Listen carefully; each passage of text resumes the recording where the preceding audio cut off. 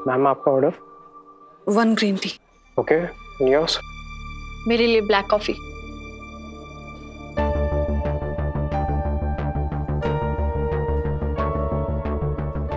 कमाल है, पहले जो मुझे पसंद था वो अब आपको पसंद है, और अब आपकी पसंद मेरी पसंद हो गई है। खैर, शायद जब जगह बदलती है तो पसंद भी बदल जाती है। और हमें अपनी जगह कभी नहीं भूलनी चाहिए।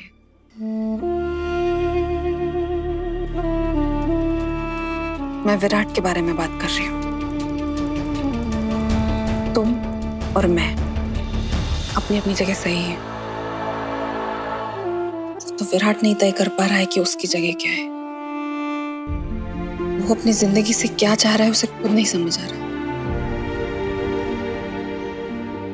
आई एम सॉरी मैंने तुम्हें इतनी अर्जेंसी में यहाँ पे बुलाया, लेकिन हालात ही कुछ ऐसे हो गए थे। मेरा तुमसे मिलना बहुत जरूरी था। नो प्रॉब्लम, मुझे पता था ऐसा जरूर होगा। मैं घुमा फिरा कर बात नहीं करूंगी, मैं सीधे पॉइंट पे आती हूँ। तुम्हें तो पता ही होगा कि विराट वीनू का एडमिशन सभी के स्कूल में करवाना चाहता है, और मुझे इससे प्रॉब्लम है। मैंने पूरी कोशिश की कि दोनों बच्चे अलग अलग स्कूल में पढ़े, लेकिन मैं जानती थी कि आगे चल के इन बातों से काफी उलझन होगी, काफी प्रॉब्लम खड़ी होगी। आपको ये बात बिल्कुल पसंद नहीं आएगी। और जब से विराट को सभी के बारे में पता चला है, वो सभी पर कुछ ज्यादा ही ध्यान देते हैं। आगे चल के इस बात से भी काफी प्रॉब्लम हो सकती है, और मैं अपनी जिंदगी में कोई उलझने नहीं चाहती। दोनों बच्चे अगर एक ही स्कूल में पढ़ेंगे तो हमारा मिलना जुलना भी ज्यादा होगा, और मैं जानती हूँ आपको ये बिल्कुल अच्छा नहीं लगेगा। सिर्फ मुझे ही क्यों, अच्छा तो तुम्हें भी नहीं लगेगा? या फिर बिल्कुल मुझे भी ठीक नहीं लगेगा। मैं अपनी जिंदगी में कोई गलतफहमी नहीं चाहती, इसलिए मैं यहाँ से दूर जाना चाहती थी। मेरा यकीन करो सही, मैं बहुत खुश हूं कि विराट खुश है कि उसे उसकी बेटी मिल गई। लेकिन विराट को ये समझना होगा कि उसे सभी के लिए क्या करना है और कितना करना है।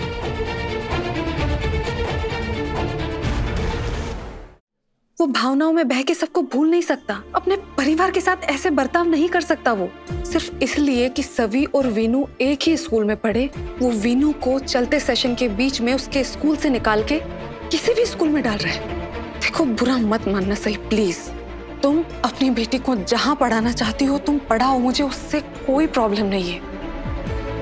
लेकिन इस सब में मेरा बच्चा पिस रहा है, और इसीलिए मैं यहाँ तुमसे मिलने आई हूँ।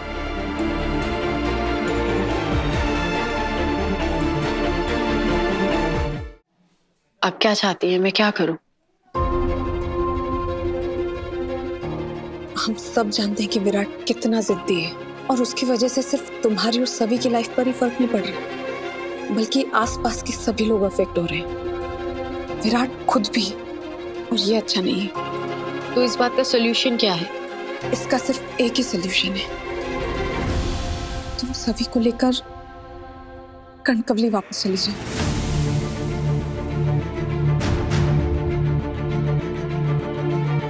तो ये तरीका निकाला है आपने इस परिस्थिति से निपटने का? बस एक यही तरीका है सही।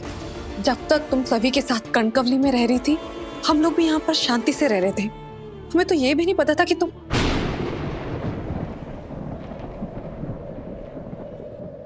रुक क्यों गई? बोलिए ना। नहीं पता था कि मैं जिंदा हूं या नहीं, और अब जब पता चल गया है तो अब आपकी जिंदगी में शांति नहीं है? मेरा वो मतलब नहीं था सही। मैं बस ये कह रही हूँ कि अब चीजें बहुत ज्यादा दिन पर दिन उलझती जा रही है। अगर हम अभी भी अलग अलग दूसरे शहरों में रहेंगे तो हम पहले जैसी जिंदगी जी सकते हैं। विराट सभी से छुट्टियों और त्योहारों पर उसे मिलने आ सकता है, या फिर तुम सभी को यहाँ कुछ दिनों के लिए भेज देना। मैं खुद उसका ध्यान रखूंगी और उसे बहुत अच्छा महसूस कराऊंगी। लेकिन सही, अगर तुम यहीं नागपुर में रही तो विराट का पूरा ध्यान सभी पर रहेगा। और जिस तरह से मुझे वीनू के स्कूल को लेकर प्रॉब्लम हो रही है ना, ठीक उसी तरह तुम्हें भी सभी के हर फैसले को लेकर प्रॉब्लम होगी। मैं मानती हूँ कि बच्चों से जुड़े हर फैसले माँ बाप दोनों को मिलकर लेने चाहिए, और विराट भी सभी की जिंदगी के हर फैसले का हिस्सा बनना चाहता होगा। और इसका मतलब है तुम दोनों का मिलना जुलना, तुम्हारी आपस में बातचीत करना लगा रहेगा, और बातचीत होगी तो बहस बढ़ेगी, और बहस में ऐसी ऐसी बातें कही जाएंगी कि उससे दिल भी टूटेंगे। और फिर चाहे विराट ये फैसले वीनू के लिए ले या फिर सभी के लिए ले, किसी ना किसी को तो प्रॉब्लम होगी ही सही। और ये सब तुम्हारे नागपुर रहने की वजह से होगा। मैं इसीलिए कह रही हूँ कि इसी में हम सब की भलाई है कि तुम सभी को लेकर कनकवली वापस चली जाओ। देखो, अगर तुम्हें किसी भी तरह की मदद चाहिए ना, मैं उसके लिए तैयार हूँ। अगर तुम्हें पैसों की जरूरत है तो मैं तुम्हारी मदद कर दूंगी। तुम्हारे टिकट्स वगैरह सबका इंतजाम मैं कर दूंगी। मैं हर चीज में तुम्हारी मदद कर सकती हूँ। सही, प्लीज।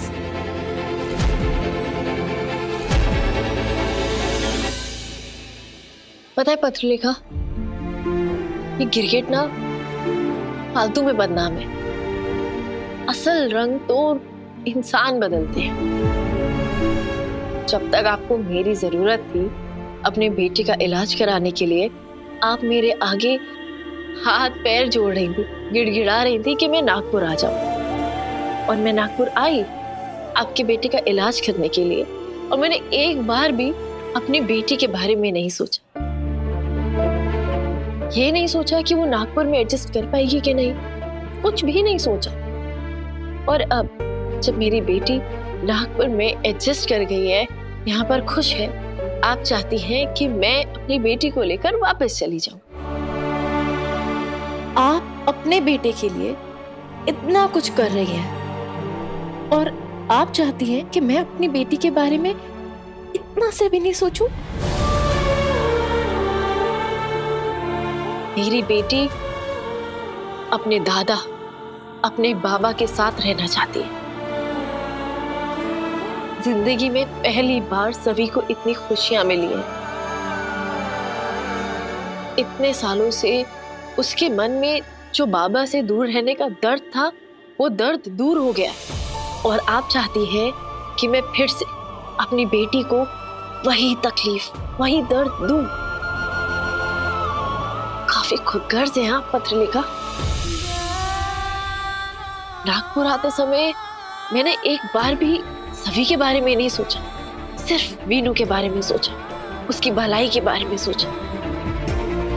लेकिन आपकी बातों से नहीं लगता कि आपने मेरी बेटी के बारे में एक बार भी सोचा होगा। सही, मैंने पहले भी कहा है और मैं अभी भी कह रही हूँ कि मेरे बेटे के ब्रेसेस सिर्फ तुम्हारी वजह से निकले।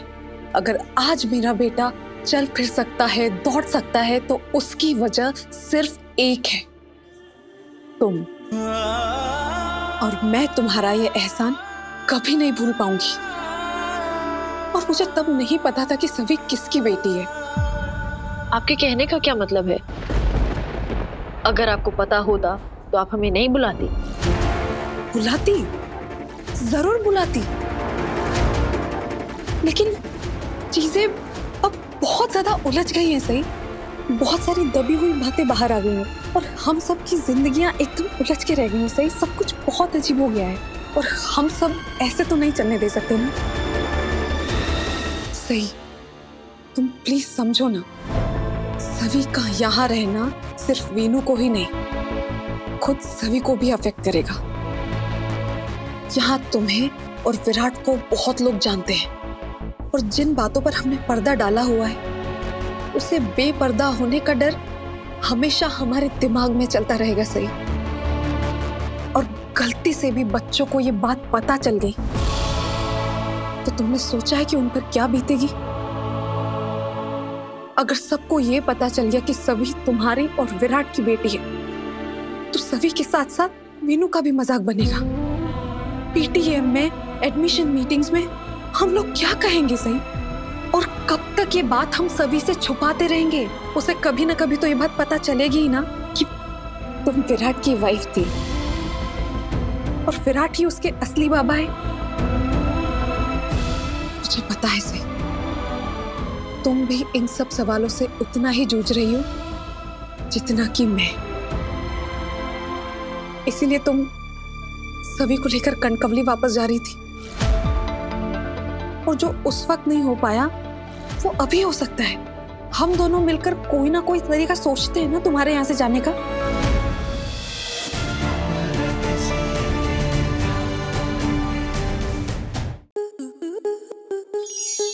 स्टार प्लस के ऐसे ही और बेहतरीन लम्हे देखने के लिए सब्सक्राइब करें हमारे YouTube चैनल को।